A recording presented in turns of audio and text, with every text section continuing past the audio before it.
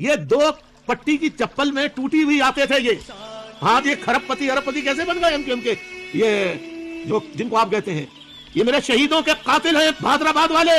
इन्होंने मुखबिरियां करवाएंगे और आज भी आजाद उम्मीदवार जो खड़े हुए एमक्यूएम की तरफ से, ये एमक्यूएम हैदराबाद और पीएसपी वाले उनकी मुखबिरियां करवा रहे हैं। 3 अभी तक गिरफ्तार हो चुके हैं और हर घर पे।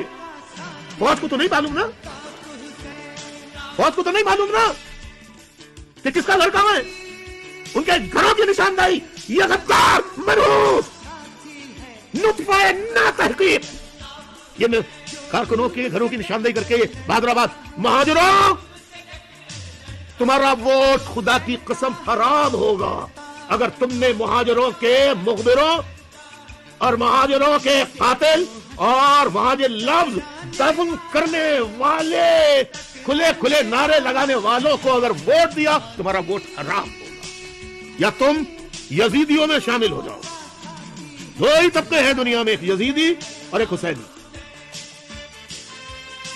सोच लो, यजीदियों में मिलना है या हुसैनियों में मिलना है।